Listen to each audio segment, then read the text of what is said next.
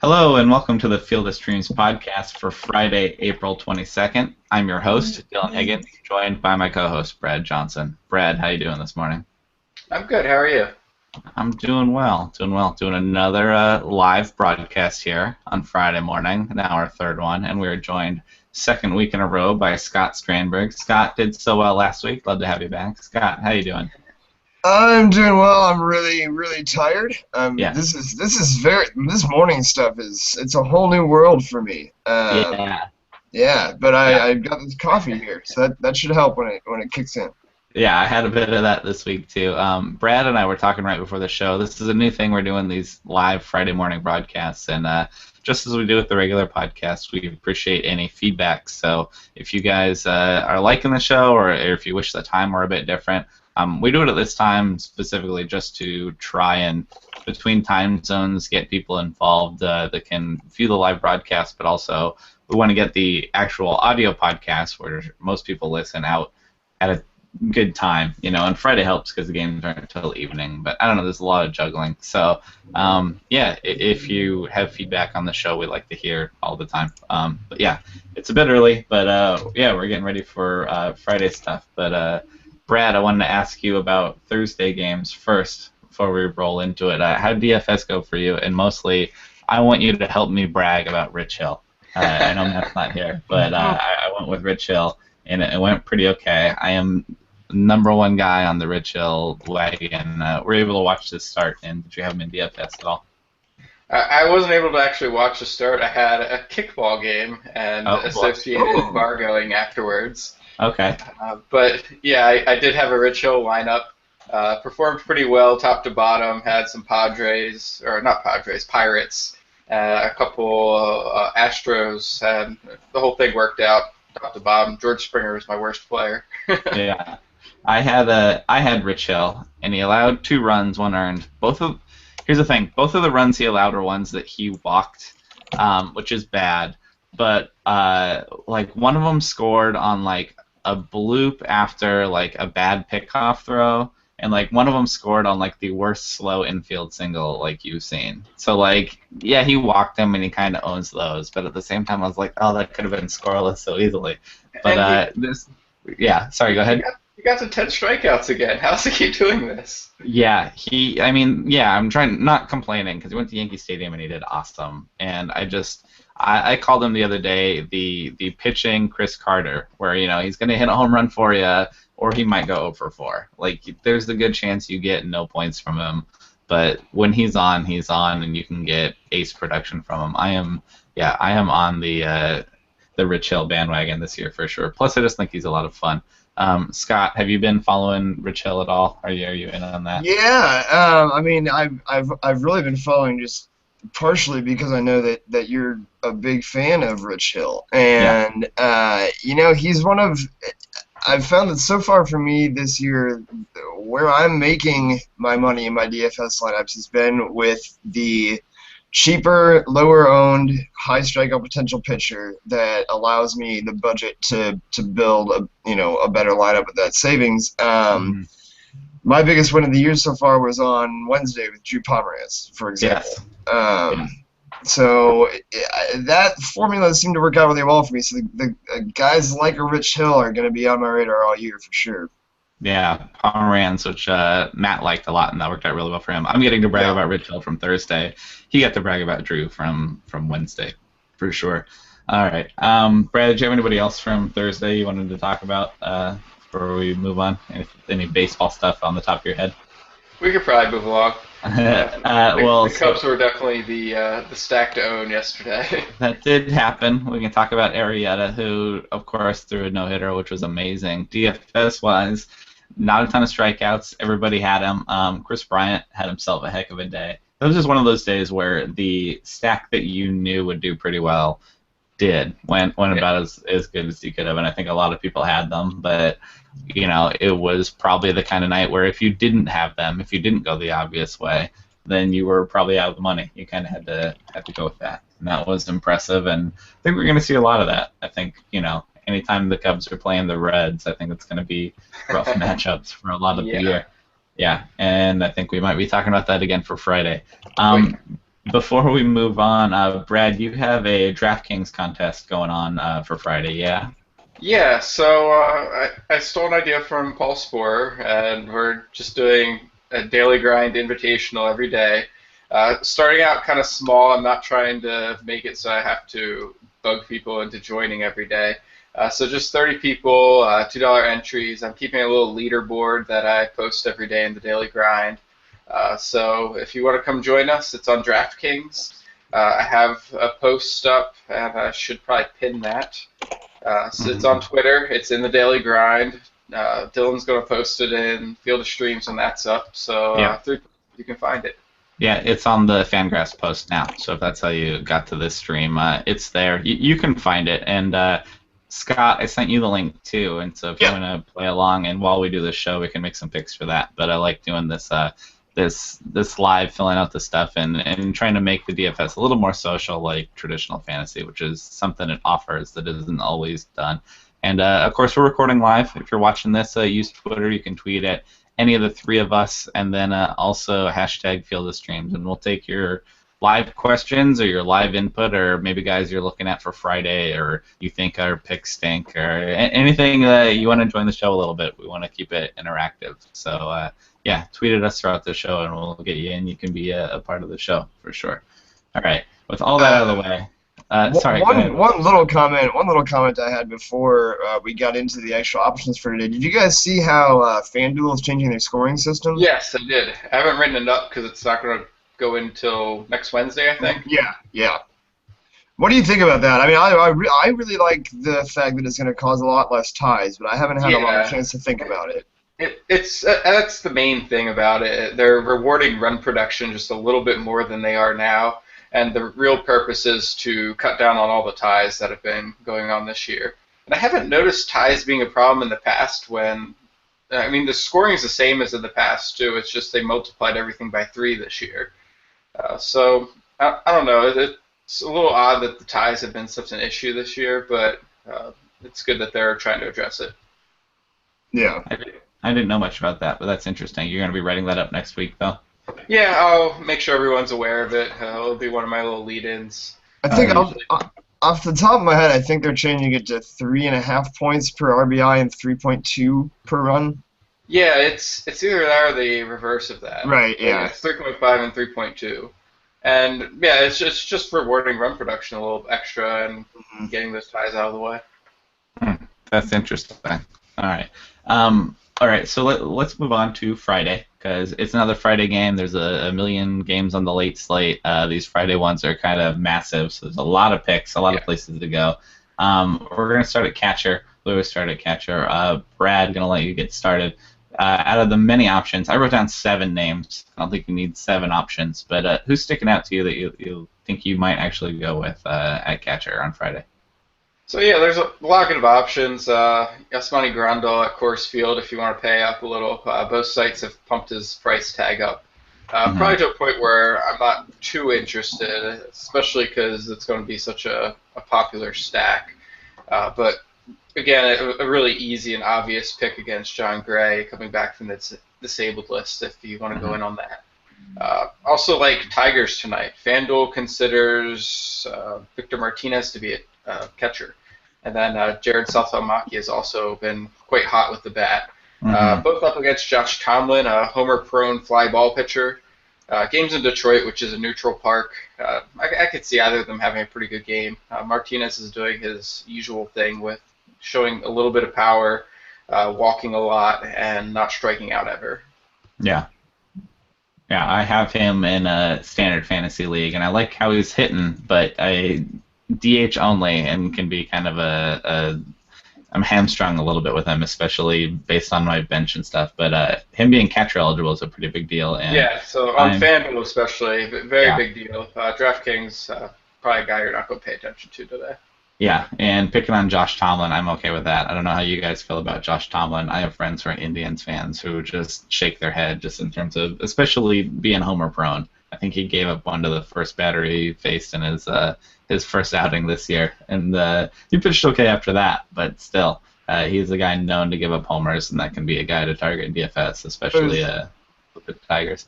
It was funny. I was looking this up, because Tomlin is such a homer-prone pitcher, and I noticed that last year he gave up a home run to none other than Jared Saltalamacchia in the game they played against each other. So, how about that? Maybe not a bad pick. Yeah, we've said we don't look a lot into hitter versus pitcher records, course, but it's never a bad thing. That's good news. Even if it's not making your decision for you, you're like, all right, that's a positive, sure. Hitting a homer's better than not hitting one. Yeah. Scott, did you have anybody sticking out to you at catcher? Yeah, Buster Posey's price has fallen like crazy on FanDuel. Yeah. I'm not real interested in him on DraftKings because he's still 4,400 on DraftKings, but on FanDuel he's down to 3,400. Teddy's got Jared Cozart. Posey's better against lefties. There's nothing to like about home games in San Francisco, but I don't believe in Cozart at all. And Posey's price has fallen to the point where he's really in play for me now. Oh yeah, I agree with that. Yeah, we've talked about Cozart and how last year supposedly he had like vertigo problems or something weird like that, and he says he's over it and that he's like ready to go, and that's good. I'm glad he's healthy, but like I still need to see it first, and I haven't seen it yet. I believe there's potential there for him to straighten out, but until he's done it, I'm still picking against you. And so I agree that even if Posey doesn't have his best matchup, he's still the best fantasy catcher. And so if his price is down that low, that's a place to go. I like those guys. Also on my list, Wellington Castillo gets John Neese. I kind of like John Neese, but I like Wellington Castillo against a lefty specifically. Yeah, Castillo loves lefties. Yeah, so even though I don't pick a bunch of guys against John Neese today. I think Castillo's a just fine place to go. And then I said we're going to be mentioning these Cubs at the Reds again, and Miguel Montero gets John Moscott, I believe is how I pronounce it, and he should do fine. That bullpen's going to be taxed. I don't think John Moscott's any good. Miguel Montero's going to be fine. Keep in mind, John Lester's starting today, so it'll probably be David Ross in again, even though he caught that's yesterday. probably true. Yeah, I didn't consider that. Yeah, Ross had a homer yesterday, and could have another good game too. That's a good call. Would you really consider taking David Ross? Just yeah, he's a punt. He's 2,100 on FanDuel. If you're picking him, it's to fit someone in who could do something against terrible pitching at a really good park. Yeah. You're right. I did not consider that he would be on Acido Montero. That's a good call. I always forget sometimes those matchups, and then also sometimes the AL guys in NL Parks and how that could screw things up. Good call. David Ross would be an interesting one there. So no Montero for me. But would you consider? I want to talk about Aaron Sanchez for a second because he's been awesome so far. And Aaron Sanchez we knew he had really good potential. He was totally worth a flyer this year, and his issue has been left-handed hitters, and not only has he been much better against left-handed hitters, and it's only like 3 starts, but he's like killed right-handed hitters. So the split's still there, but if he's going to be this good, I don't know that it matters. So I wrote down Stephen Vogt getting Aaron Sanchez. I still think there's a weakness to lefties, but at this point, are you just avoiding picking against Aaron Sanchez in general, Brad? Yeah, I'm actually considering using him tonight. The A's have one of the weaker lineups. I think we'll talk about it a little more depth later, but I see Sanchez as a viable pick. The biggest issue is Sonny Gray on the other side of the matchup. I can also see using Stephen Vogt, though, going the other direction with it. As you said, it's just such a small sample to say he's been successful against lefties this year, especially since it looks very BABIP-related. He's always been a guy who holds down BABIPs, so he's a strange guy. Yeah, even though he's been good, the split's still there a little bit. I think that even if he straightens out, there will be a weakness to lefties. So if you want to try and go there, you can. But I wouldn't blame anybody that's avoiding him in general. Brad, do you have any other catchers that we didn't mention? I'll always toss Francisco Cervelli out there. The matchup against Pat Corbin, it's not as good as most lefty on righty matchups. Corbin's pretty solid. He's got some pitches with that can handle righties. Still, Cervelli's just so reliable. He's always going to give you a little bit of something every game. And that's what I like, especially for like a 50-50 or cash game type format. You're going to get a high floor out of him. Sure. Yeah, I definitely like it for that format. The other catcher I had two more. Travis d'Arnaud gets Bud Norris. I just don't believe in Bud Norris at all. I think d'Arnaud will be fine there. I don't think Bud Norris believes in Bud Norris. Yeah, maybe not. Matt believes in Bud Norris, though. That's one of the ones we don't agree on this year. He thinks there's potential there. There might be, but again, I haven't. No, there isn't. No. Not for me. And then after that, I like Sal Perez getting Giovanni Gallardo, which is really boring and not that exciting. But there's potential there. I could see the Royals totally putting up runs against Giovanni Gallardo and the Orioles. It's not great, but if you are looking for a catcher and he fits your price point, and you believe in Sal Perez more than I do, I think it's totally viable. It's a place to go. Scott, did you have any other catchers before we move on?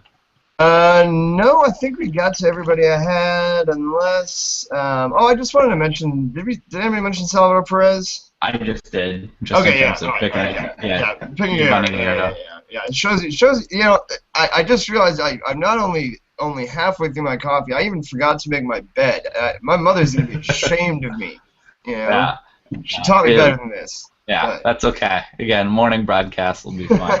All right, let's get on to first base.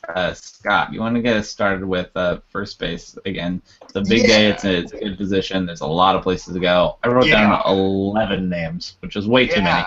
Yeah. Where do you want me? Okay, my favorites, like the guys I'm actually going to be playing today. If you're going to play in Brad's DraftKings thing today, who do you think you might actually pick? You don't have to be concrete and show your cards that much, but where are you actually thinking of going as you fill out a lineup today? Okay, so there's a lot of ways to go at first base. I think first base, I never do this with first base, but first base might be one of those positions tonight where I leave it to the last one in my lineups and just plug in whoever fits, because there are so many good options at there's so many different price points across the board. I mean, you start, obviously, Paul Goldschmidt against Jonathan Neese. I mean, Goldie absolutely destroys left-handed pitching. I love that matchup. You got Anthony Rizzo against John Moscott. And, until this Moscott guy debuted in the majors, I was pretty sure that a Moscott, if you would have asked me, I probably would have said that a Moscott is some sort of woodland creature. Like a marmot, sure. Yeah, exactly. So, if you got Rizzo up against the woodland creature, I love that matchup. We mentioned a possible Dodgers stack, Adrian Gonzalez against John Gray. I'm not a huge fan of stacking against John Gray. I think he's a lot better than most Coors pitchers. Okay, just a quick aside on John Gray. I know a lot of people are going to be stacking at Colorado today. I totally get it. And John Gray was absolutely horrible at Coors in a very, very small sample last year, but he was really bad there. So, I mean, I totally get it. I wrote a Fangraphs article. I had to look it up last night. It was back in 2013 about John Gray that I still stand by. It's called Coors Field Won't Scare John Gray. And the entire premise was that Gray's arsenal of like the high heat fastball, the slider with a lot of horizontal movements, and his change that has some arm side run also makes him the ideal pitcher to succeed in Coors because the elevation affects your vertical movements, and he's a guy who relies on heat and horizontal movements. So, sure. Stacking against him if you want to. I'm just saying that, he is just coming off the DL and all that, but there is a chance. I would not be surprised if John Gray goes 6 innings with 1 or 2 runs tonight, and everybody's just like, Yeah. So, just throwing that out there on Adrian Gonzalez. I love Chris Davis. Getting Chris Young, that's a good one. If you want to try to pick on Colin McHugh, which why not right now, David Ortiz, good guy to do it with. Yeah. Lucas Duda, picking on your boy Bud Norris. Duda's got homers in 3 straight games, and his FanDuel price has really not. Neither of his prices have really risen to reflect how well he's playing right now. Yeah. Duda's a guy I could see myself plugging in a lot today, personally. couple others real quick. Brandon Belt, again, the San Francisco matchup, the home game in San Francisco and all that. But man, he's got that platoon advantage against Cozart. Yeah. And man, on DraftKings, I'm probably not using him because he's 4,200 on DraftKings today, but he's down to 3,100 on FanDuel. So I'm pretty interested in Brandon Belt. I've got two cheap options, two like under 3,000 for FanDuel, under 4,000 for DraftKings. One is Carlos Santana. This one is strictly, we always say don't look at the batter versus pitcher data that much, but like I like to say, if it's screaming at you, go ahead and scream back. Carlos Santana has 53 career at bats against Justin Verlander, and he has gone yards 6 times. Oh boy. Yeah. So that jumps out. And another one, Ryan Howard. I'm going to recommend him probably every day until they bump his price up past 2,600. He's got Kyle Davies today. I mean, I like that. There would be nothing shocking about Ryan Howard homering off Kyle Davies. No, I like that for that cheap for sure. I mean, what if you can get a homer out of your first baseman? You've got the points for the position you need. Even if he doesn't have a monster day, even if he goes 1 for 4, you're like, yeah, for that price, there it is. Yeah. I like that for that price a lot. And once again, he's a guy I'm not going near on DraftKings. He's $3,900 on DraftKings, but on FanDuel, for that 2,600 price tag, come on, he's got a lot of flaws as a player, but dude, $2,600, some serious value. And Zach at Miller Park against Davies, exactly. Zach Davies didn't look good in his debut. I don't think he has it straightened out. So I like that. I want to talk a little bit more about Chris Young, and I want to ask Brad again. So Chris Young's going to pitch against the Orioles, who love to put the ball in the air, and he likes to put the ball in the air. And we hear a lot about lefty-righty splits, and I love how Brad likes to talk about batted ball splits. Mm-hmm. So Chris Davis getting Chris Young, is this a good thing for Chris Davis being able to put the ball in the air, or do you feel like he might be a little bit in trouble here against Chris Young? So generally, you want guys who are going to put the ball on the ground against Chris Young. That's going to be your best outcomes. A guy like Christian Yelich would match up very well against Chris Young. Mm-hmm.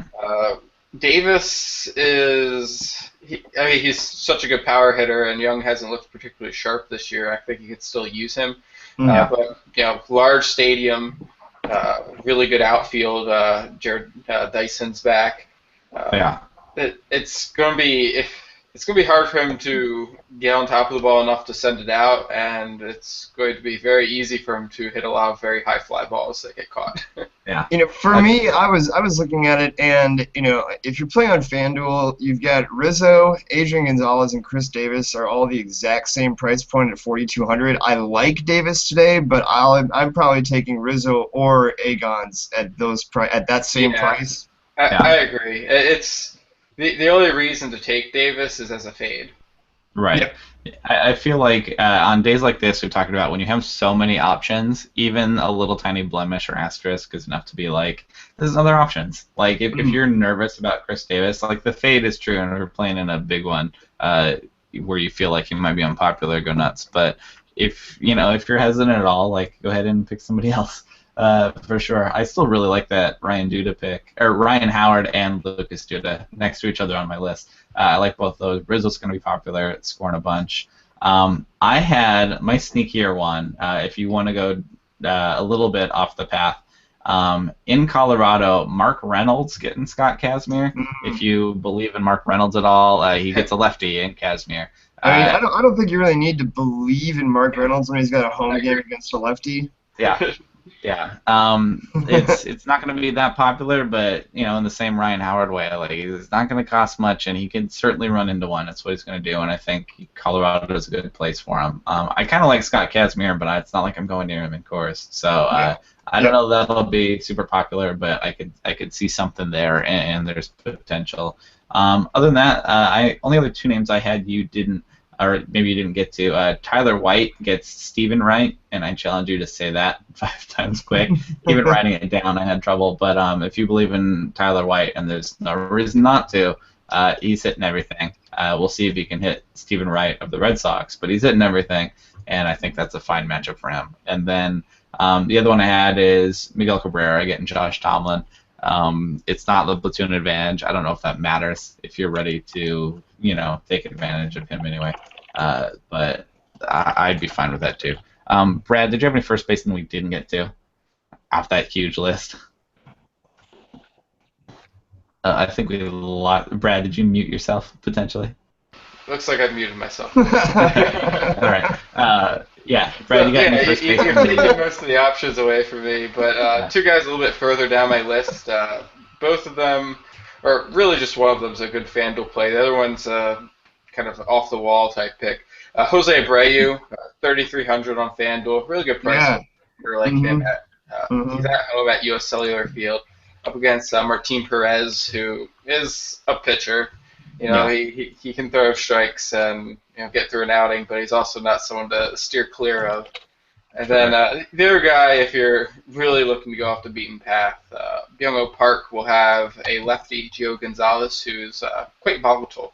I think it's a good day for Gio. Probably wouldn't be looking to use Park, but again, if you're thinking about fades, I could see going that direction. He's been pretty hot lately. My concern there, in the same way the David Ross thing, is that if the Twins are in a National League park, if he has to get in the lineup over Joe Mauer, and I would hope he would with the platoon advantage, seeing as Joe Mauer's a lefty. I'm guessing he gets in. I would hope so. Guess. I would hope that they would take Park over Mauer at first base against the lefty. I think they would. It's Joe Mauer. I feel like Joe Mauer can't do anything wrong for Minnesota, but we'll he see. He is pretty much the only one hitting right now. Are my cats fighting again? Cats fighting again? They're testing the waters. That could become a good regular segment. If you could make like a drop for when my cats start fighting, that'd be great. That'd be perfect. Nice audio drop there. There we go. All right, and then let's go on to second base. Brad, I had 6 names, so plenty of options, but not as crazy as the other positions. Who did you have at second base that was looking good to you? So a lot of my preparation in the morning is around bargain-type picks, and Ben Zobrist, I think, was a little too good to pass up today, especially on FanDuel. And even on DraftKings, not a bad price there either. Up against Moscow. Moscow. How do we decide that was said? I don't know that we did. I'll have to tune in to see how the broadcasters are saying it today. It's just a great matchup. He was hitting. They've moved him down the order to 6th lately, but I have a feeling he'll bounce back to 3rd after yesterday when he kind of went off. And he's still a good on base guy. Going to give you a high floor even if he doesn't give you a home run like yesterday. Yeah. I agree. I feel like having a body in that lineup is helpful, and it's not like they bat him, 8th. I think he'll be fine there. So I was ready to say Chase Utley would be a good deal today, and I looked at his price on both sites, and not really that great. He is a leadoff guy, and I think that's what's really getting priced in more than anything else. But I like Utley's matchup. I don't like his price. Yeah. He's been great this year, and I think if you're a fantasy owner, you're like, cool, look at what I'm getting out of him. But I don't think you're about to just be like, I'm locked up at second base, I'm done all year. Like, go with it while you can, and that's great. But yeah, he might have a fine day, but I don't know about that high price as well. That's problematic. And I agree with Scott about how John Gray, it's not a complete stay away, but I would at least think twice. I don't know that he's going to all of a sudden be Ubaldo in Coors Field, but he has some talent, and, you're ready to pick on Coors pitchers, and if you're not careful, he might go 6 innings, 3 runs, which is not a great start, but if you picked a stack in Colorado and that's all they did there, you'd be a little, disappointed. It's not what you're looking for in a stack. Yeah, you need a bigger blow-up, and he might be competent. And even him being competent in Coors Field is not what you want to pick against. So, yep. Scott, who'd you have at second base that looked good to you? Well, I missed the first one or two guys you talked about while I was filling my coffee, and also I had a buddy of mine was giving me some crap for not wearing any wrestling merchandise today, so I switched out my hat for a wrestling hat. Okay. Yeah. So who'd you talk about first? We Ben had Zobrist. Ben Zobrist and Chase Okay. Utley. Cool, got it. I love Logan Forsythe today. Mhm.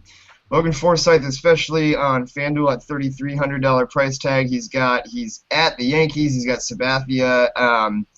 Pretty much anytime Logan Forsythe faces a left-hander, I own him in at least one DFS lineup. The guy destroys left-handed pitching, and he bats leadoff, and it's at Yankee Stadium. I absolutely love Logan Forsythe today, and nobody ever owns him. It's weird. He's just like one of those guys that people are like, oh, Logan Forsythe, scroll, you know? Yeah. His ownership rate is always like 4%, Yeah. it seems like every time. And so I love Logan Forsythe.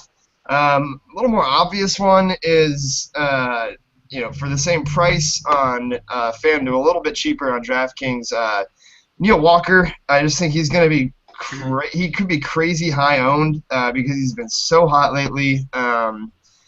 But that matchup against Bud Norris ain't looking bad, so Yeah. I'd still be interested. Yeah.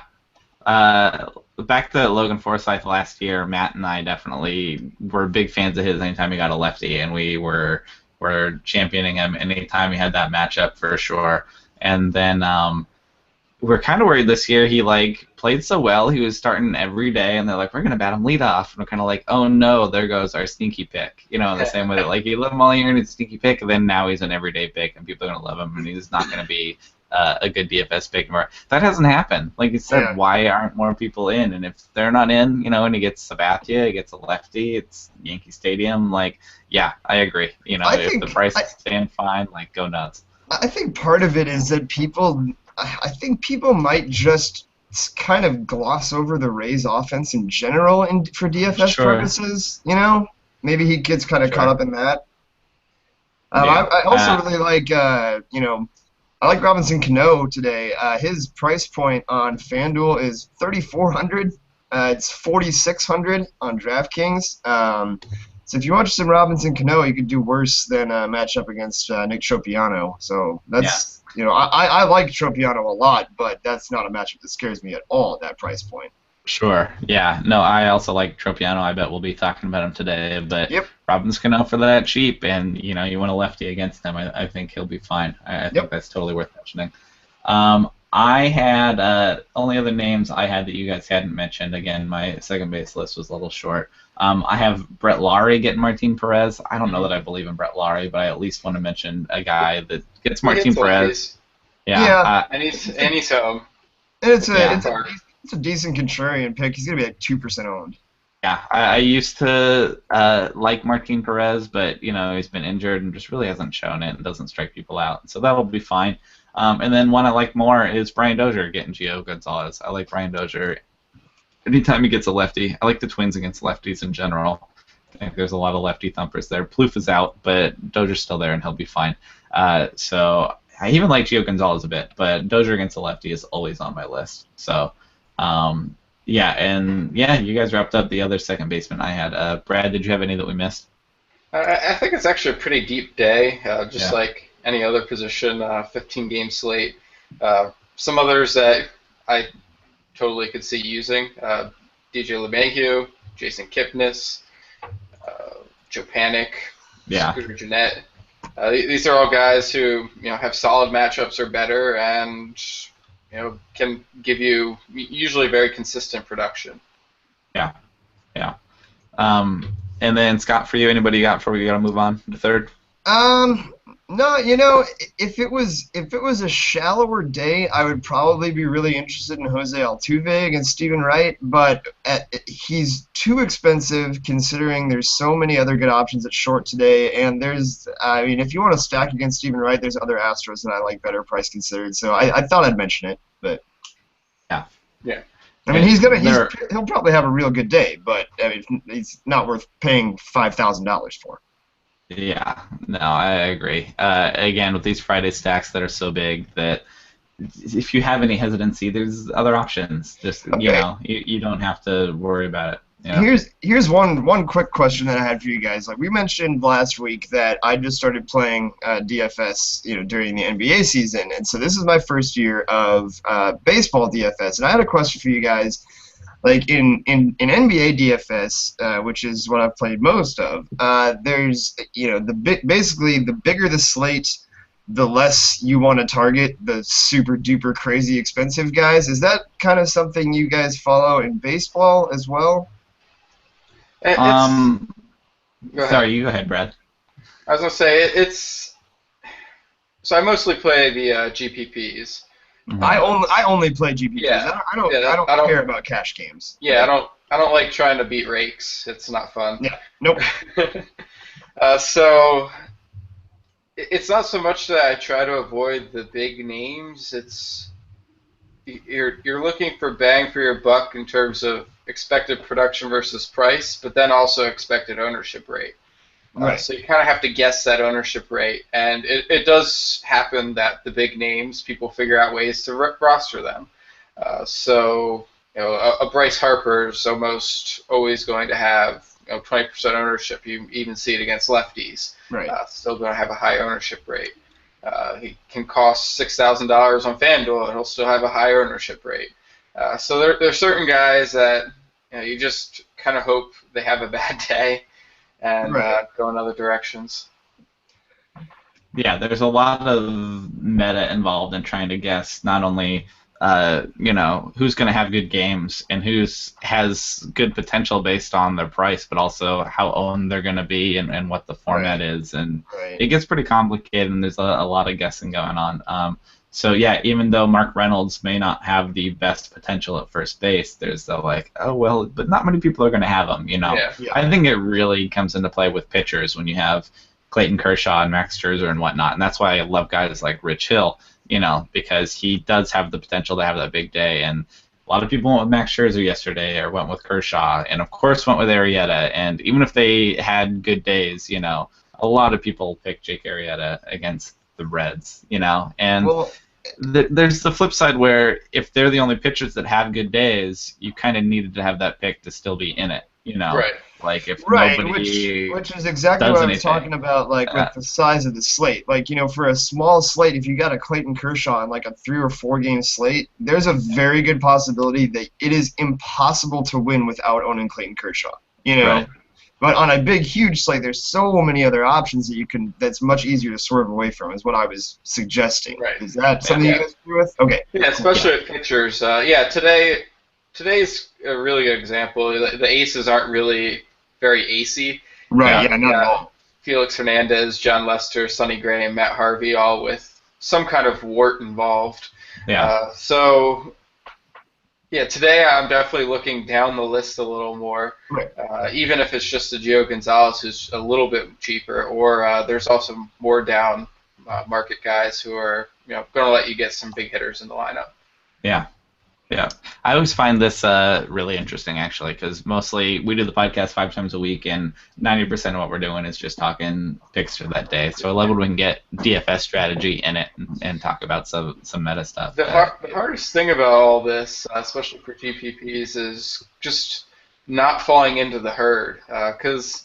So one of the things I'm doing this year is I've started not stacking very much. Like I'll chain together 2 guys from the same lineup who will interact.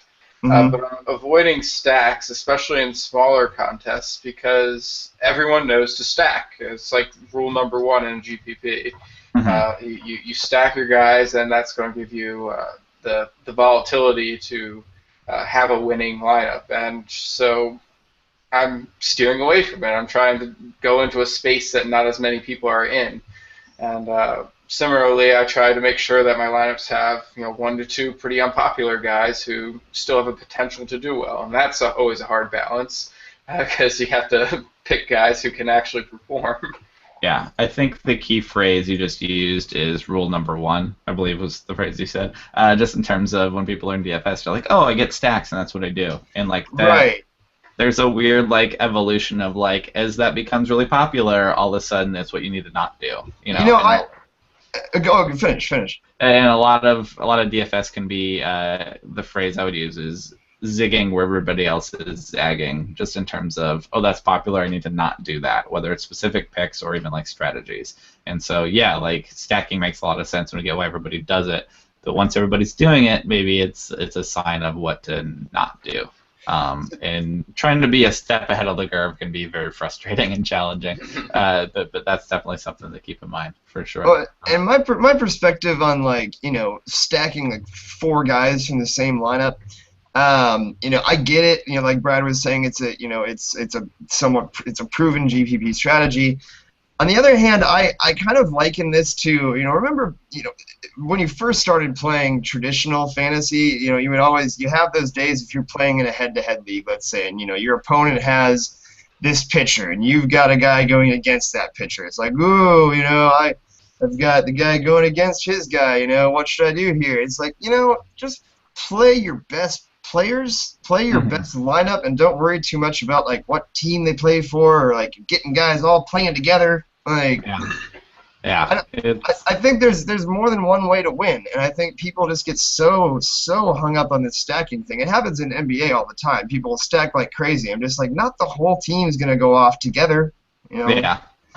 Only so many people can score the points. The stacks can take away from each other. Yeah, also, they can. Yeah. Yeah, they steal RBIs from each other. It's tough. It's a lot of throwing darts. That's what DFS is, and it's fun to try and figure it out. But it also makes you want to bang your head against the wall a little bit. That's why in our opening show of the season, my rule number 1 was like, remember that it's fun, and remember that you're not doing it to make money. That like winning is great, but also like I like to pick guys that I think are fun. Like I like to pick Rich Hill even when he's going to Yankee Stadium and it's a bad matchup, because 1, I think he might do well, and 2, it's really fun to root for him. And so I don't know. We could talk about this forever. Let's try to move back on a little bit. And I'm not playing DFS for fun. I'm not playing DFS for fun. Show me. Here comes the money, baby. Come on. It's a poor investment plan. That's what I'm going to say. It's a lot of fun. I totally recommend it to everybody. I love playing, but it is not a good investment plan. So at third base.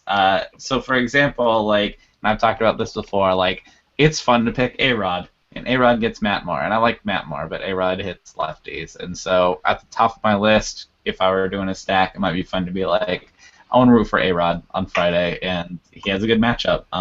And so that's where, again, I don't know if it's the best, but it's a place to go. Opposite that, Evan Longoria gets CC Sabathia.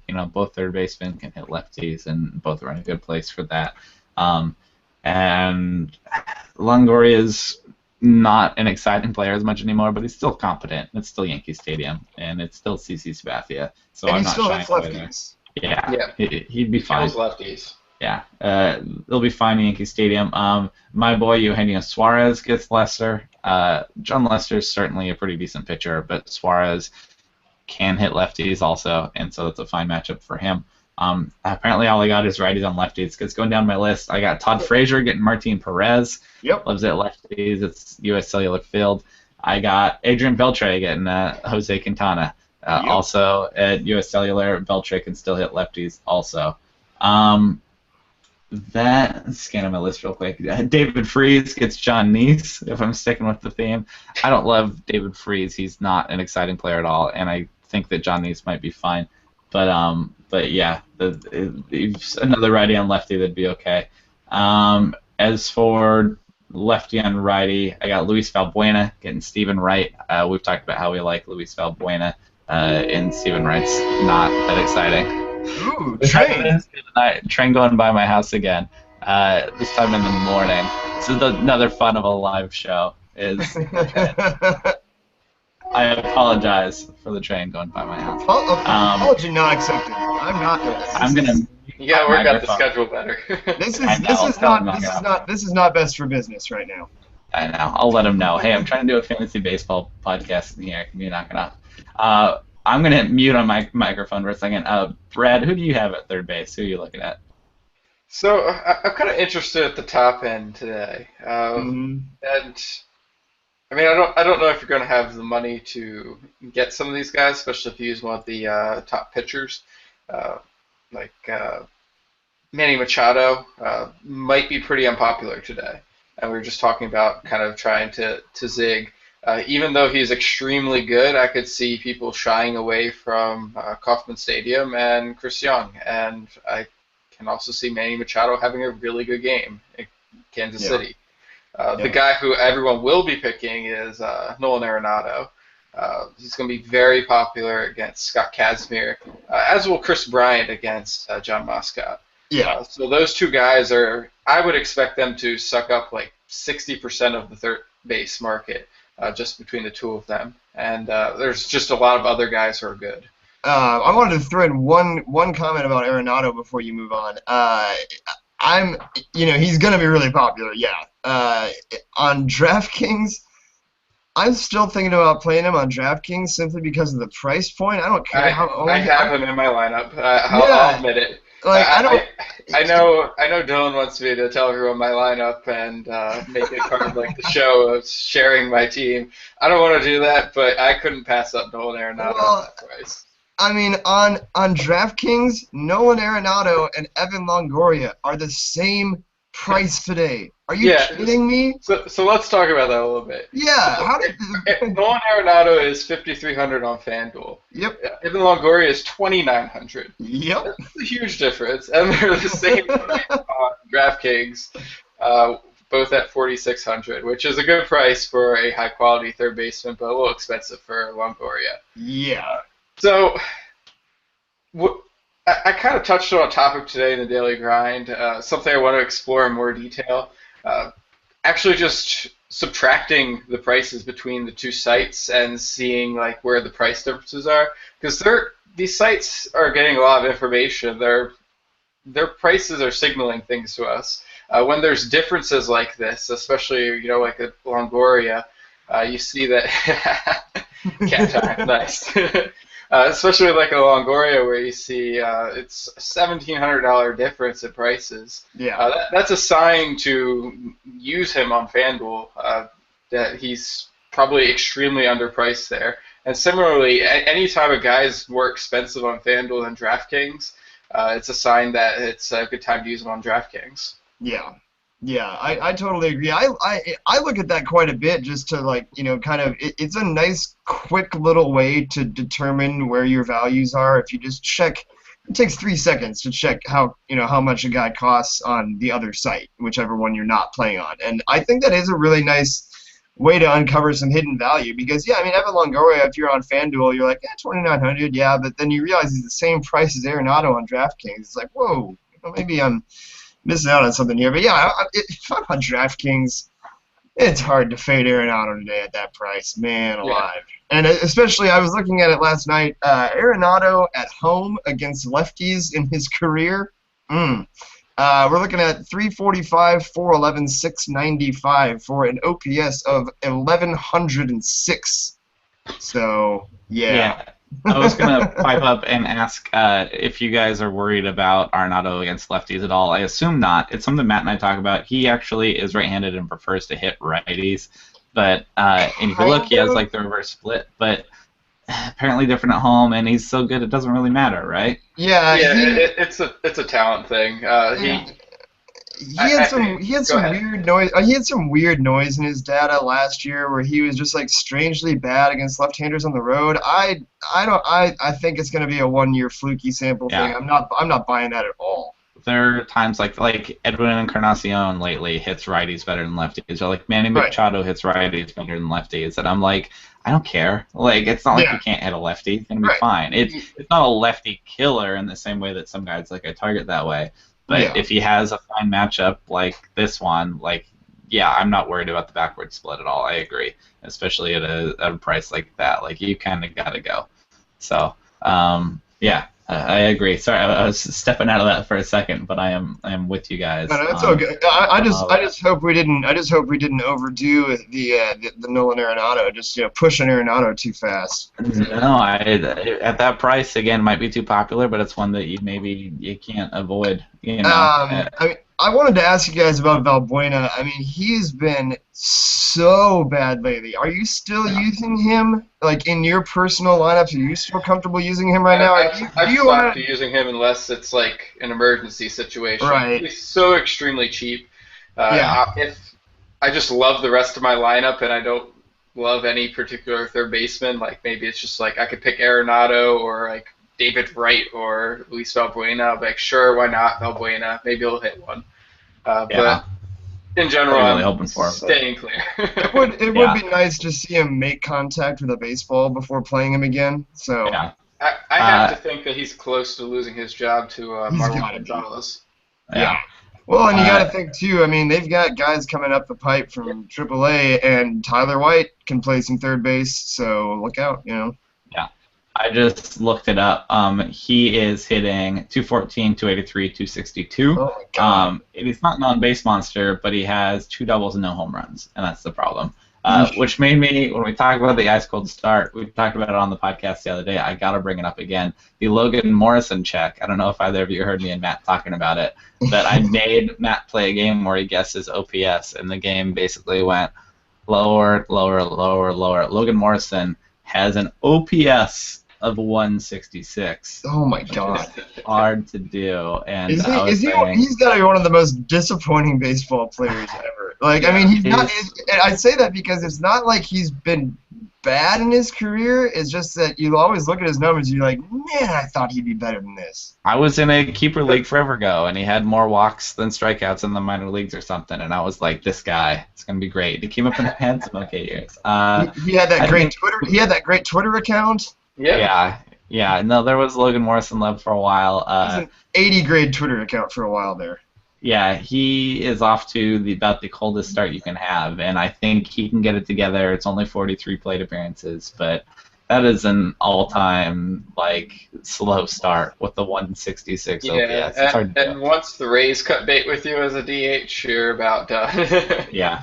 So that was the kind of thing where it's like, do I like Logan Morrison this year? Yeah, I think he can be fine. I like Luis Valbuena this year too, but until he actually does something, I can't take him. I can't it's getting take tough. Luis Valbuena until he hits the first home run. If he homers on Friday, I'm in on Saturday. Let's go ahead. But I need to see the first one, just a little bit. Show me one, and then I'll be with you. But if you haven't shown me one yet, it's tough. I also had Manny Machado getting Chris Young, Justin Turner getting John Gray. We talked about why you might think twice against John Gray, but I don't think you have to avoid completely. No. And then I have Matt Carpenter getting Andrew Cashner. It's Petco, but I don't care. And Petco's not bad for lefties. Yeah, you just gotta remember that. It's sneaky. Yeah. Yeah, he's good. Brad, did you have any third baseman we didn't get to? I think that covers the guys we need to talk about. Yeah. We're running a little long, so let's just there's plenty of options there. Stay on focus. Shortstop, I had 6. I wrote Zach Cozart getting John Lester. Not many people are excited about Zach Cozart. I think he had a hit streak and with that no hitter yesterday. He's been okay, but it's nothing exciting. But if you want him against a lefty. I saw that Cozart I think he had his first swing and miss of the year 3 days ago. Wow. Yeah, so, for DFS purposes, guy puts the ball in play a lot. Yeah, he's been doing. I think my expectations for him are just so low that he's been doing decently. That you're like, oh wow, Addison Russell getting John Moscett will be fine again in that Cub stack. I don't have huge expectations for him himself, but he's a body in that lineup at shortstop, and I think he'll be fine. And he's good enough to hit the bad pitching. Matt and I talked about Ellis Andrus the other day.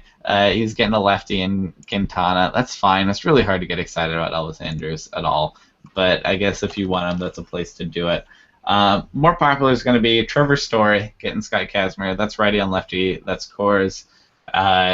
He's off to that crazy start. There's also a lot of warning signs for him as to in terms of his strikeouts and why he definitely has power, undeniably, but he might not hit that well in the major leagues, especially as people adjust. But it's righty on lefty. It's Coors Field. It's where you would like him, at least. I had Brandon Crawford getting Jared Cozart if you want to do a Giant stack, or as we talked about, not stacking, but you like Giants players against Jared Cozart. Brandon Crawford's as good a place as any. That's lefty and righty. He should be able to handle him, even though it's AT&T. And then Brad, I wanted to mention your boy, Aledmys Diaz, getting Andrew Cashner. Are you in on that in Petco? His price is adjusted just enough that I'm not as enthused, but it's a guy you can definitely look at and think about. I Hmm. see the Cardinals, if you're looking for unpopular stacks with some potential, they Hmm. could keep pace with some of these better teams today if they get on Cashner early. Sure. Who else did you like at shortstop? Again, I listed six, but I'm not in love with any of them. Were there any ones that you were actually a little bit excited about? So I've noticed price point on Francisco Lindor is very low on DraftKings, 3,500. Hmm. I, he's just such a solid guy. You can usually count on getting something out of him, and he still has a very decent ceiling. Justin Verlander's also kind of not looked very good this year. In particular, he seems to be trying to throw like a power pitcher again, Yeah, and not having that stuff is it's not getting through bats. yeah, that's So problematic. he might try that again. We'll see. I thought he'd adjust better to being more of a command type pitcher later in his career than he has. And then I'm starting to believe in Jeet Segura a little bit. Uh, Not that I'm in love with him or think he can continue to hit for the power that he has, but I do see him as someone who's going to put a lot of balls in play. John Neese is not someone to avoid at all, and he likes to run the bases a lot, so you'll get a chance at some steals. Hmm. Yeah, I don't mind that at all. Scott, did you have anybody at shortstop you're excited about? Absolutely no one that I'm excited about today. Yeah.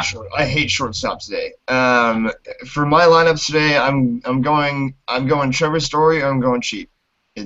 It's whichever way I have the money. By going cheap, I mean specifically on FanDuel, I'm looking at Jimmy Rollins. I would not play him on DraftKings because for some reason, would someone like to explain to me how Jimmy Rollins turned into a $4,000 player on DraftKings? I don't I Like, know, don't know. not when Francisco Lindor's 3,500. It yeah, doesn't are make you lick of kidding me? sense.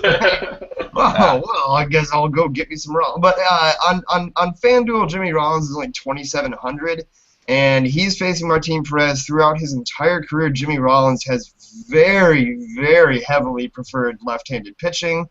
I think Perez is a very targetable guy. I think if you're going cheap, I think Jimmy Rollins is a really good place to look on FanDuel. If I'm playing on DraftKings, I might go to Freddie Galvis. I'm not a huge Galvis believer, but he's 3,400 bucks on DraftKings, so pretty cheap. He's got Kyle Davies. Once again, just talking about getting warm bodies who are facing Kyle Davies. There's runs to be had in this game. Galvis is really cheap exposure to those runs, so I don't hate him. God, I mean, honestly, I'm either playing Story or if I'm on FanDuel, Jimmy Rollins. If I'm on DraftKings, Freddie Galvis. Get away from shortstop. Like I hate that position today. Yeah, I don't blame you at all. I like that Rollins is a cheaper pick. Matt and I talk about him in the podcast a lot just because he loves to hate him as a White Sox fan. But I think there's an okay floor there, just in terms of some pop and some Yeah, I mean, speed. especially against lefties, and Martin Yeah, Perez has been a mess so far. So yeah, yeah, I like Yep. Rollins today. yeah. Yeah, I could see going there. And another cheap guy on both sites, actually, Alcides Escobar, just someone to plug in at a low cost. I think 2,400 on FanDuel and 3,500 on DraftKings. Hmm. Leadoff guy and good shot at multiple hits against Giovanni Gallardo. Hey, so Brad, Uh, how many times have I said Kyle Davies so far? At least half a dozen. Okay, yeah. yeah, I'm just thinking about the legendary Kyle Davies now with the Tokyo Yakult Swallows of the Nippon Professional Baseball League. I was, How's he doing over there? probably about Staying on as topic. probably about as well as Zach Davies is doing here. yeah, So hey, just pick a Davies and stack against him. That's what I'm trying to yeah. say. Pick I the don't other side. I don't like pitchers named Davies. That's fair. Understand. You have reason to. You have evidence as to why. So All right. yes, Zach Davies. Okay, thank you. Yeah. Brad, go ahead and get us started in the outfield. Tons of options. You got to pick three, but there's a lot of places to go. Where do you think you might be going here in the outfield? So all the Cubs. Let's just get that out of the Yeah. way. Pick Cubs. Go nuts. We'll all be fine. Against the woodland there's creature, yeah. Yeah. I'll actually start going a little further down. We've talked about a couple Rays today. This is a stack I really like, and Brandon Guyer usually bats second, especially against lefties. A Mhm. guy who hits pretty well against lefties, and CC Sabathia is bad against righties. So you got all these factors in play. He's only 2,400 on FanDuel, a little more expensive on DraftKings. I didn't check his price there, but I know he's more expensive. Uh, he's a nice pickup. Other right-handed Rays are also a good idea. You can go with Steven Souza or Mhm. Desmond Jennings. I Yeah, really I'm a like Steven Souza guy. Sousa. Yeah, well, yeah, there we go. I think we all Yeah, like Sousa today, I guess. I like that. How about any of the Mets guys getting Bud Norris? Would you just say Mets outfield go nuts? Yeah, Michael Yep. Conforto, Curtis Granderson, Yep. definitely both of them. Yeah. And I haven't been keeping tabs on Yoenis Cespedes as much. I know he was so cold. He was cold enough that I just kind of crossed him off my list. Oh man, he's heated back up again. Okay. Yeah, he's back in one of his hot He's back to streaks. He'll be usable. fine. Good. Yeah, Oh yeah, he'll no, be. he's been crushing. Yeah, I just haven't had a Mets stack too recently. Well, So that's probably a smart move on your part. Yeah. yeah, If just you focus want to, if you want to pick on a pitcher named Davies, I think Odubel Herrera will be fine. yes. Uh, he Good bargain likes to pick hit them, today. and he's off to a fine start. Not an amazing start, but doesn't He not has crashing a and burning after 20 first. something percent walk rate. Yeah, he'll be. And he's talking about the media too. He's intentionally trying to take more walks Yeah. so that he can refine himself at the plate. That'll be fine. We got to talk about Billy Hamilton facing John Lester, and it's another fun one where like I don't know that it's going to be the most points in the world, but if I'm playing BFS and I want to like be real excited about watching a game, like that's a fun pick. It's a fun pick, Billy Hamilton. I'm going to watch this game, and every time he gets on base, I mean it's just kind of a circus. Part of me worries that all the zero, media it'll be attention. a circus 0 times. Yeah. Maybe, quite possibly. He has Zero the potential to put up circuses. a zero, that's for sure. But part of me worries that like the media attention has kind of made him too popular because this is something that's fun to watch. Whether you're playing him in DFS or not, I might just watch it anyway. But would you guys actually consider Billy Hamilton, knowing that if he can get on base, which is a big if, he's going to run like crazy because Lester can't hold anybody on. You talk about you want DFS to be fun. Watching that swing for 5 plate appearances is the opposite of fun for me. Sure. Sure. And I totally get what you're saying though. I mean he's Yeah. he's a threat to steal 3 bases anytime he's in the lineup. Yeah. Really And is. Lester's not going to hold him, not well. No. One thing I'll say is I like this idea of going for Reds because it's just going to be extremely unpopular. hmm They have other guys who run. Like Joey Votto can hit lefties, he'll run. Yeah. Brandon Phillips will run. hmm The thing about Hamilton, one, I'm not sure if he's going to be in the lineup today at all. I think he had like a thumb injury. Is only available as a pinch hitter yesterday. Oh, that's right. So Yeah. not sure, or not pinch hitter, as a pinch runner. So not Yeah. sure what his think- role will be today. I'm looking it up right now. I remember seeing something about this last night, and I think this is why I didn't put him on my list. That would make it a lot less fun then. That would yeah, make this him not a is good pick. yeah. From yesterday, they said he likely won't start for multiple games, and that was from yesterday. So Okay. yeah, no Billy Hamilton. Well, never mind. Sorry I wasted some time talking about Billy Hamilton. That's being all fine. good. Good catch on that, though. I've got But it Billy- is a good point to go with Reds, though, because again, this is a stat that isn't always at the top of the box scores or the stat lines, but like John Lester does not hold runners. We know about it. Guys in the Reds lineup can definitely steal bases today. So anybody that you think might run a little bit, even like you said, like Votto or Brandon Phillips, Yeah. why not? That's something to keep in mind. Even though Lester's a tough lefty, that's something to keep in mind. Yeah, it's definitely a different way of approaching DFS. We think about it all in terms of power and sometimes multi-hit threats, but sometimes you can go after those steals too. Yeah. Brad, who else are you thinking in the outfield? That's a good question. Jack Peterson and Yasiel Sure. Puig, I like them both. Mm-hmm. Yep. Getting John Gray, of George course. Springer against Stephen Wright. That's another good one that I kind of a wild card, I consider it. Mhm. If it turned out well, you never know with knuckleballers. And Stephen Wright in particular, a little more unestablished, could lead to a very wide range of expectations for this game tonight. And Yeah. so I'm not quite sure how I want to read it, but it could turn out well. How do you Mookie feel? Betts. Oh, go ahead. I was going to say, how do you feel about the Tigers getting Josh Tomlin, even if it's righty on righty? So JD Martinez is on my list. For sure. JD Martinez he hits righties really well. I think a lot of people kind of fail to notice that because I notice that his ownership rates are always lower than I expect when he's playing righties. Mm-hmm. Yeah, And I like Justin Tomlin Upton too. He's not quite going yet.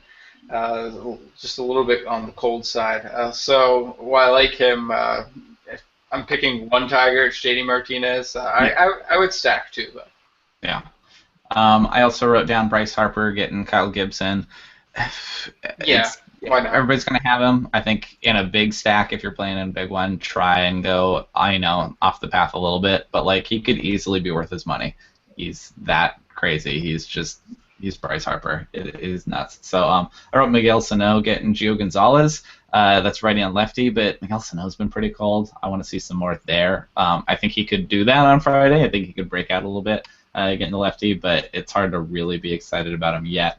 A few Texas righties getting Quintana, Delino DeShields, and Ian Desmond are both getting the platoon advantage against Jose Quintana. I think Jose Quintana's fine, but at least I actually looked it up last night, and I believe that Delino has reverse splits. Let me check that out real quick to make sure I'm not making an idiot of myself when I say that.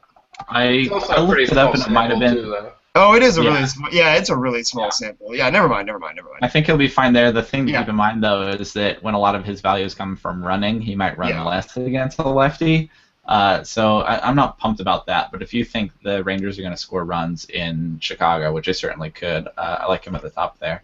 The other name I had, Brandon Barnes gets Scott Kazmir. If you're looking for a sneaky Rocky to get in against a lefty, they could put him in the lineup, probably instead of Ben Paulson or something. And he'll be in, not going to be popular. He's in that Rockies lineup. I don't know that they're going to go off as much as the Cubs might in Cincinnati, but there could be a lot of runs there against the Dodgers, and he's going to be able to hit, and he hits lefties. So that's an option, more of a sneaky option, kind of your third outfielder pick. But Brandon Barnes I will at least look at and see that he's in the lineup and where he's batting and whatnot. Other than that, Yasmani Tomas is hitting so far this year. Looks good, and he gets a lefty in John Neese. And he loves lefties. Yeah. So if you believe him, on my list. Yeah, if you believe him, that's a place to go. Scott, who else did you have at outfield for him? Let's see. I think a guy who's going to be pretty low owned today is Denard Span. Once again, just picking on Cozart, lefty-righty matchup, and then a guy like Span playing in San Fran doesn't scare me away from him at all because if he hits one in the gap, runs all day, gets himself an easy triple, that's a park where I like a guy like Denard Span. And once again, even though this is in San Francisco, there's runs to be had on the San Francisco side of the board. So Denard Span is a guy that I will consider. Did we mention Colby Rasmus? We haven't, no. Okay. He is off to a huge start. Hit 2 home runs last night. His price really has not risen to match his production so far. Picking against a knuckleballer can be, you're playing with fire, but I don't mind that at all. One guy I had as kind of like my Billy Hamilton alternative, at least on FanDuel, Gerard Dyson is $2,600 on FanDuel. I'm staying super far away from him on DraftKings, where he's somehow $3,800. But yeah, I mean, Gerard Dyson, even when he's batting ninth, which he almost always is, he's a very cheap source of stolen bases. He's got Yovani Gallardo. There's a good chance he gets on a couple times today, steals a base or two. I think, if you're playing on FanDuel, $2,600 on Gerard Dyson is a hell of a bargain. But just looking at that price point on DraftKings, who determined Gerard Dyson is a $3,800 player? He's more expensive than Michael Conforto. He's more expensive than Yasmani Tomas. Why?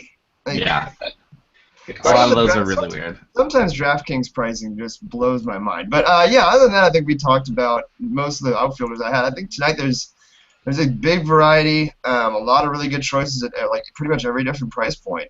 So I think an outfield is another position where you can kind of, wait until you get the rest of your lineup filled out and then just see how much money you have left, because there's guys all over the board here. Yeah. I feel that way about first base and outfield usually. Yep. For a lot of people, often myself, place I might go first, even though we talk about it last, is pitching, because it's so much of your budget, and you try and pick your pitchers first and then fill in the rest. So, Brad, what are you thinking in terms of pitching here? Like you said, a lot of the aces aren't that exciting. The most obvious one to me maybe is Felix Hernandez getting the Angels. We all love Felix. The Angels aren't hitting much, but like, it's not a slam dunk.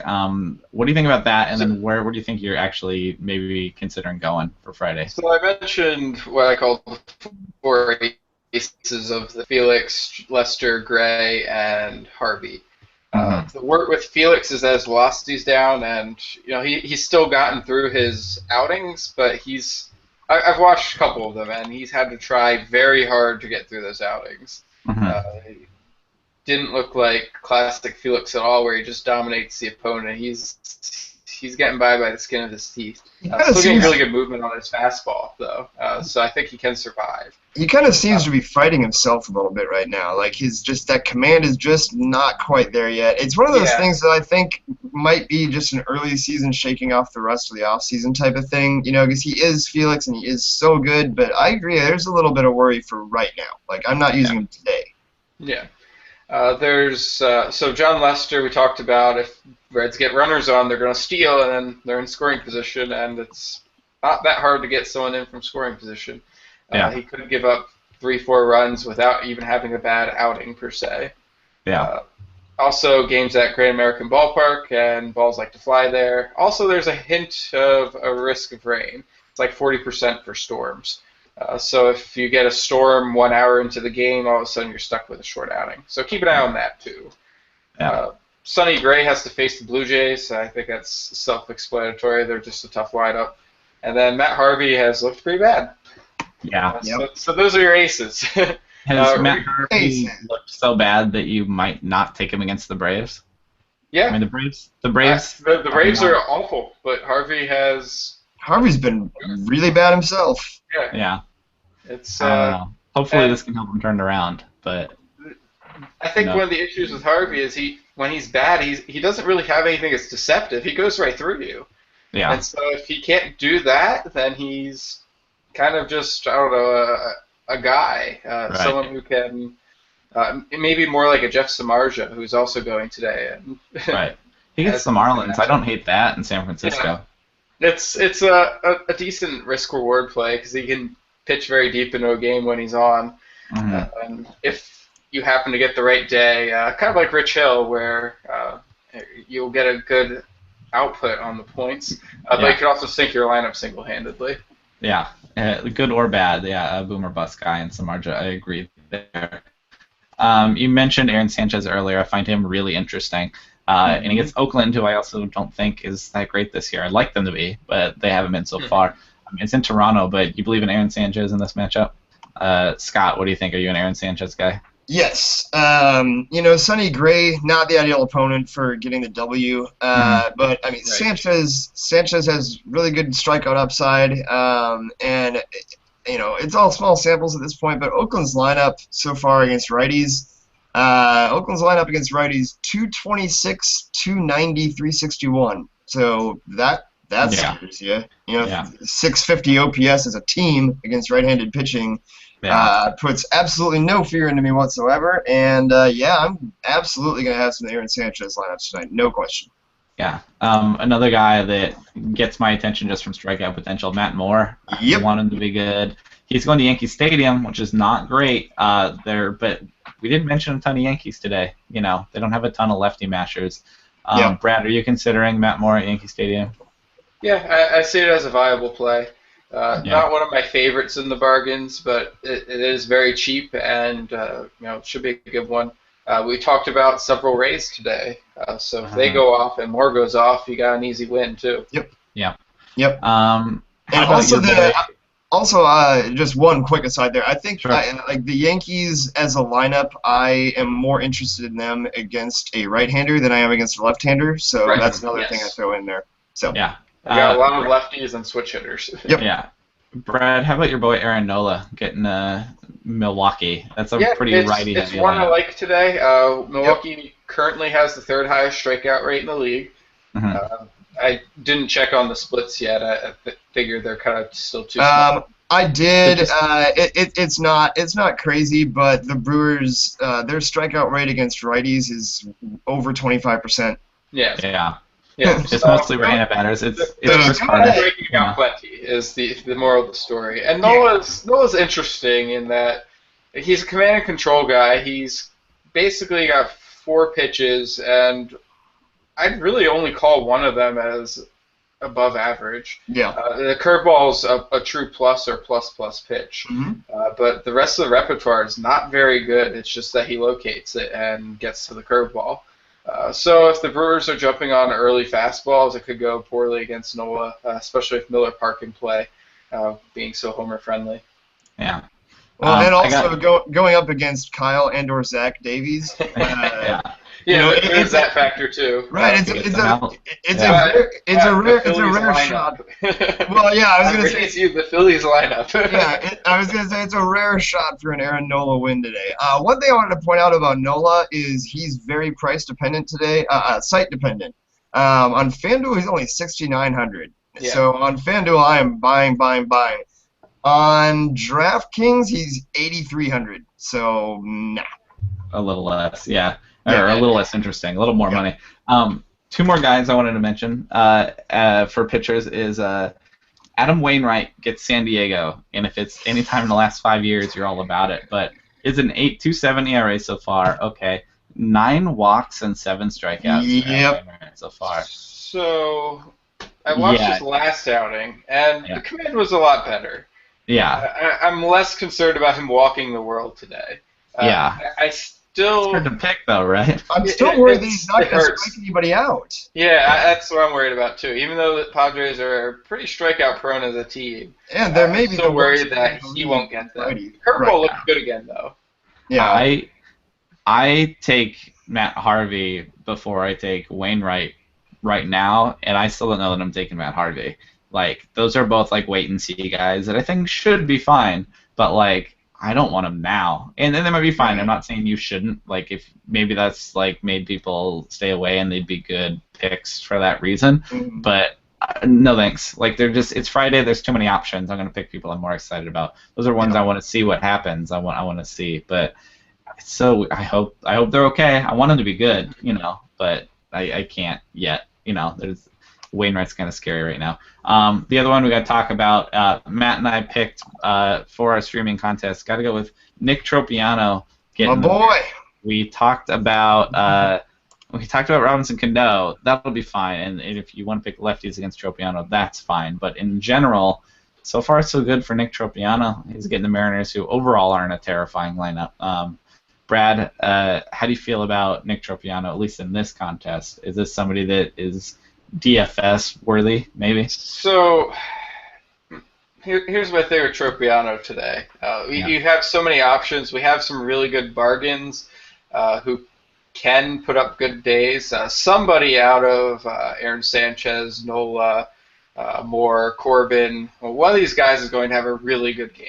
Mm-hmm. And Nick Tropiano is not going to be touching that level of performance. So you can get a bargain and go for the upside, or you can get someone. I'm not even sure that Tropiano is a safer floor pick. Sure. So while I like him, and I think the matchup's fine for him, just not a high ceiling. Yeah, I don't see the ceiling as being quite high enough to really make sense. Yeah. I think he has a little bit more strikeout upside than he's shown thus far this season, even though he's been really good in his first 2 starts. But he does have a little more strikeout upside than he's shown so far. I agree, like, in general, and, the matchup against Felix, too. Right. We were just talking about how Felix hasn't been great, but he is still Felix. The only thing about Tropiano today is that, you talk about values, and he's way cheaper than anyone else we've been talking about. So if you're really looking for a value pitcher, I mean, he's $1,000 less than Aaron Sanchez on both sites. He's about 1,500 less than Aaron Nola. That's a big difference. So I mean, I might roll out one Nick Tropiano lineup today. So here's one thing I was thinking about with Nick Tropiano. I was considering him earlier. And if you pick Tropiano, you have all this cash. What do you do with it? You pick Cubs or you pick people at Coors Field. They're already very popular. Right. Otherwise, you can't really spend the money. You're just left with cash. Yeah. Yeah, it's kind of a weird option. Like I said, Matt and I have him for the streaming contest. Yeah. I like him as a streaming pitcher if you just need some stats for your regular fantasy league or whatever. Like, I think we're endorsing the matchup. But when you're playing DFS, you want a higher ceiling for more points. Like, Matt Moore might strike out 10, but I don't think Nick Tropiano is going to strike out 10. And I agree. I like to pick guys like Rich Hill that might strike out 10. So I don't know that Tropiano is my DFS pick in that way. But if you're streaming or need him in standard fantasy, you just need a win. You need some good innings. Like, I like the matchup for sure. It's just not enough strikeouts for me. Yeah, I think he's probably like my 5th favorite starter today. But warranted discussion. Yeah, and then last one, Brad, you mentioned him. Patrick Corbin versus Pittsburgh. You thinking about going there? Yeah, he's a guy I like in general. The matchup is a little hairier than a lot of the others. While I can see him having a good outing, there's several good righties in that Pirates lineup. It's a really friendly hitter's park this time of year. One of the best parks in general at Angel. Another thing, really? Yeah, I know. The worst is it drives through my driveway, and so if I had somewhere to be, it'll stop me. Yeah. Hey, wait, the train drives through your driveway? Across my driveway. It crosses my driveway. Not like it's the same, but yeah. I don't think I've ever heard of that before. Yeah, it's unique. Pardon me, I apologize. Right, Brad, tell me about Patrick Corbin. Yeah, so the matchup against the Pirates is just a little worrisome. There's several good Pirates hitters. I think Corbin would be probably the least popular of these bargain type plays, and he's a little more towards the mid-tier type price. Yeah. So there are several competing factors involved.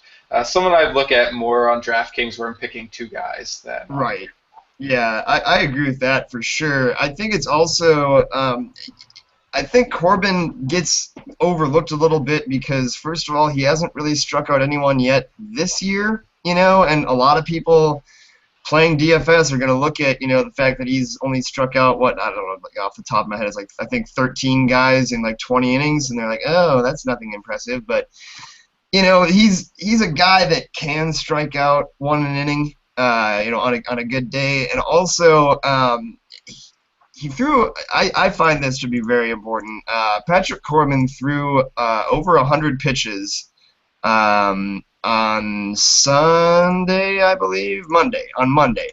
Patrick Corbin threw over 100 pitches on Monday. That was the first time Patrick Corbin had thrown 100 pitches since 2013. And so I think he's a guy that's worked his way back to being a viable DFS option, partially because there's a lot of reasons people overlook him. He's got the injury history. He's not really striking anybody out yet. Those are things that don't worry me that probably are worrying other people. So yeah, I've got interest there.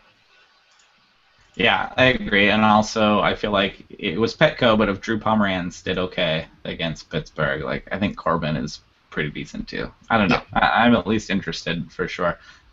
Scott, do you have any other pitchers before we wrap up this slate? No, I think we ran them down for me. Cool. We went plenty long again today. I just wanted to mention, so Matt and I have Tropiano for Friday. On Saturday, which is Matt's birthday, happy birthday to Matt, tomorrow, he has J.A. Happ at home against the A's.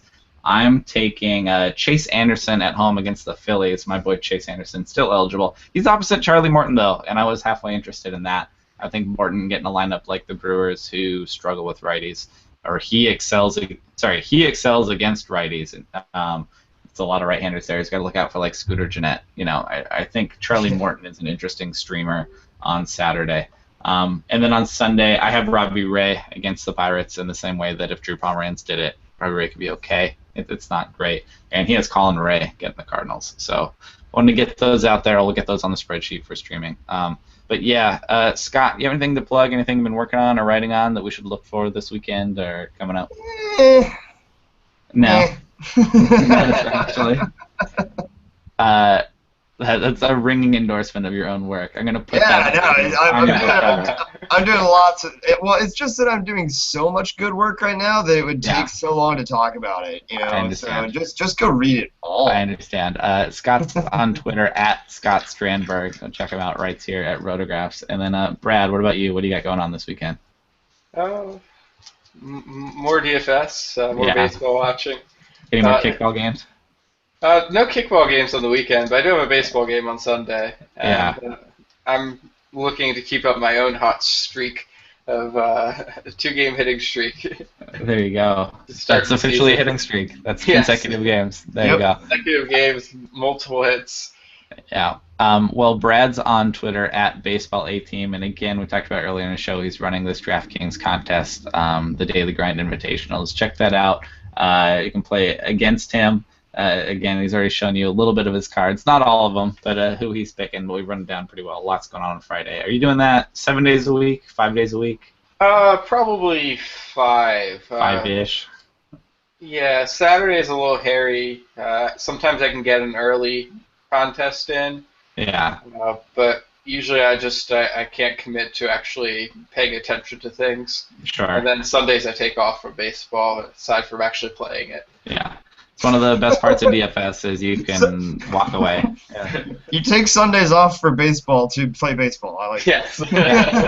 Sorry guys, no baseball today. Too much baseball. Gotta go play. Yeah. Well, great. Well, that should do it for us. Sorry we ran long again, but these video shows are fun, and it's good to have the mini roundtable in here. Sorry about my train. I feel like I'm going to have to make the train like a listed guest on this podcast by now, because it interrupts a fair amount. It's Scott's cats and my train when it's there on the show. But if you guys don't have anything else, that should just about wrap it up for us. Again, check us out on Twitter. I'm at HigginsFOS, and we like your feedback. Again, if you like these video shows, let us know any way we can improve it, whether it's the time or the format at all. Going to look into some better chat options, I think. See if we can get something other than Twitter, an actual rolling chat or something. I don't know. We just started doing the video thing so we can continue to morph it how we like. But Matt and I will be back on Monday for Monday's show, because again, we're here Monday through Friday. Thanks again to Scott. Thanks to Brad. That'll do it for us. Have a good weekend. We'll talk to you then.